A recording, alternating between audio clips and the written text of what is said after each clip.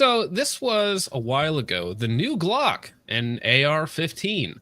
This is the pictures from a European military contract request, and Glock happened to submit an AR using a AMG, the Vortex Shorty. Ooh. Sorry, Coley, you're making some noise. The AMG Shorty Vortex with an acro on top and a unique QD barrel rail system with a new suppressor on it, allegedly from Glock. Now, this is the GR115P or something like that, fully ambidextrous, kind of cool, has the Glock roll mark everywhere. They've had patents on a lot of their stuff for a while now that you can look up for the AR, but as of late, they actually got spotted today, I want to say, out in Slovakia with a random police force. You can see that this is the same, at least the same handguard and upper receiver design. And apparently these are just being fielded out there where they are allegedly being assembled. So now this was from a leak from an article that got posted, I suppose, too early and then instantly got taken down. Now, I'm going to give my thoughts and opinions on this first, and then I'll be glad to hear the rest of your opinion on it. But I kind of hate it. I kind of hate the idea of a Glock AR because the cool thing about Glocks are the super reliable, boring handguns that, you know, they made and designed based off of Gaston's design. This is based off of somebody else's design and is almost assuredly not made by them. So it's kind of like a Glock label on an AR rather than a true Glock rifle, if that makes sense. So I'm not actually that excited by the existence of a Glock rifle. And keep in mind, this is probably going to be the opposite of their handguns, which are reliable and affordable. This is probably going to be reliable and unaffordable, as any foreign import AR styles are usually somewhere between $2,000 and $3,000. So what is the panel's thoughts on this monstrosity in front of us? So none of the parts are manufactured in-house by Glock. They're all just white label. Assembled. Well, I wouldn't say none of them. Allegedly, they are only assembled in Slovakia. So I have no insider information as to where these are actually being made, right? I am just guessing that these are not entirely made by Glock, and therefore slightly less interesting to me.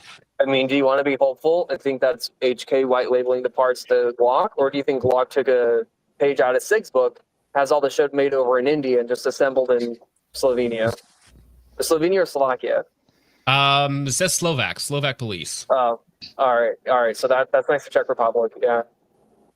Yeah, I mean, they're putting their reputation and brand on the line, so I imagine that they're going to at least use somebody reputable for the parts. But I'd be surprised if they were to really branch into making their own stuff. Maybe it's CZ, because CZ did just buy the rights to Cole. It makes sense for them to build one. I mean, like so many other firearm companies build ARs, and Glock is such a well-known name that there's going to be a ton of police outfits that buy these guns. You know, it makes sense from like a business standpoint for them too. I will say the first image that you showed with that kind of, it didn't look clear coat, but it definitely looks unique, right? Like that color scheme. It's like this was specifically for a British military contract, and Glock did submit a rifle for it. So this is like the early version. These showed up online a year and a half ago or so, I want to say, these images here. But the pictures of them actually in police officers' hands now, these came out today, basically. I think it makes a lot of sense for Glock to branch out into a rifle from a business perspective, right?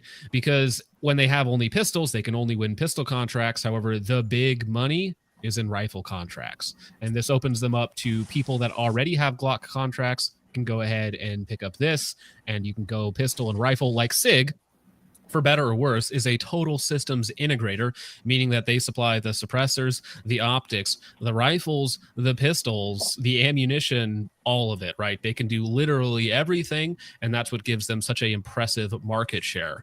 And I think Glock and other companies are going to simply look at that and be like, oh, we probably need to do something like that if we want to grow and expand. Because if they only have pistols, they still can only capture 20% of the market at most, right? Yeah, that makes sense. I will say the focus on expanding into different product lines and, like you said, full system integration, we could end up seeing a decline in overall quality from flagships like, Glock with their 17s and 19s. But, that just comes down to what the future has. Mm. I mean, like I'm surprised that they've done it earlier. I mean, they were getting military contracts and just contracts in general for a very long time. I'm genuinely surprised they didn't go down the rifle route earlier. Well, this is something that has been in the works for a few years now, so they haven't rushed it out.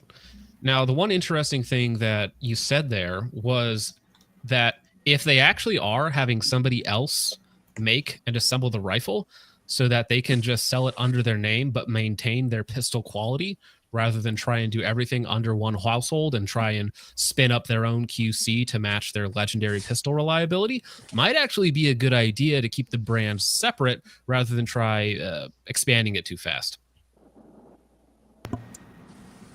Maybe it'll be good. I mean, somewhere there's going to be military that are buying Glock rifles using SIG handguns.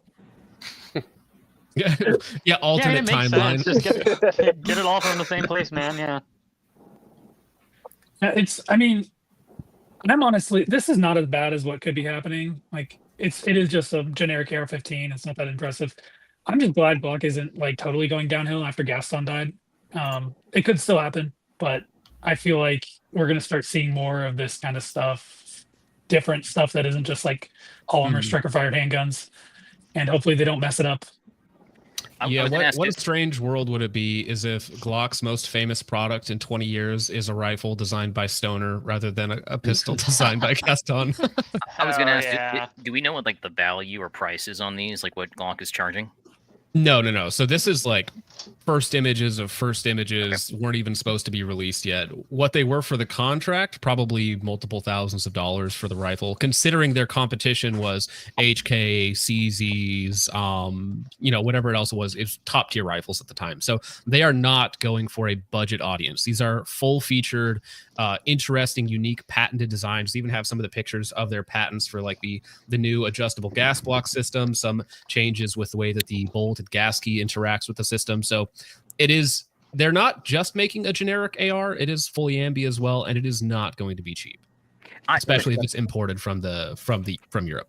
It really just depends like how well they perform and what the end cost is, because that's what every gun lives and dies on, is what it can do and how much it costs. Mm-hmm. I mean, like, what's interesting is the overall European trend of adoption of AR-15s or AR-15-like platforms. For example, the Swiss rifle right now, the Swiss service rifle is an LMT. The Estonian service rifle now is an LMT. The upcoming British replacement for the L85 series is going to be a CAC rifle. Yeah, I mean, it is interesting. I remember TFB TV, they did that interview where they reviewed that Australian SF dude and was like, all right, would you rather have an AUG or an M4? And in every situation, he said, I'd rather have the M4. And so I think we're seeing a lot of widespread adoption and influence of the AR/M4 platform over in Europe now. Yeah, we're gonna get the Glock AR before we get GTA 6. Brother. Yeah. Another thing I see is that with brand recognition, if they release a secondary product that's outside of what they're known for, but with that brand recognition, if they pull it off, they can make it a very successful product. You got Ruger, where like every novice gun buyer would think of Ruger. Then now their AR-15s are incredibly popular, probably more than their handguns. You have Palmetto State Ruger make Armory. handguns? Believe it or not, they make some pretty good ones. Oh, that's right. I forgot we have an RXM Defender on the panel. Oh my! RXM's bigger Defender. You know what? Change my title. Does this come in 45 gap? No, it does not, sir. I can't tell from the pictures. Does it have finger grooves? Why didn't they do the Smith & Wesson route where they use essentially just their flagship pistol as the pistol grip? Right. Yeah. Actually, that would be funny. Although the Gen 5s don't have Glocks. So I think they're using Magpul furniture. If they offered it with a Gen 4 grip with the finger grooves, I'd be sold. This would be my favorite. No, with replaceable back straps too. Don't forget that. Yeah. Oh my God, yeah. Dude, is that a real product? Does somebody make a Glock grip for the AR? I hope so. Okay. Somebody can. That's a business idea right there. 3D printable. They have to. Yeah, I'm sure it already exists. All right.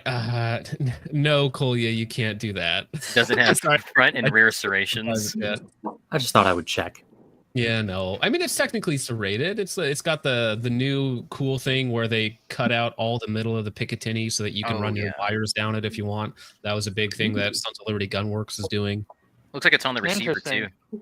Yeah, no, all the way yeah. down. So it does look. I don't know if this is specifically for the contract, but it looks like both the handguard is QD with a big nut on the side. So I don't know if the barrel underneath, if it's using a slightly different system as well, but it is not standard.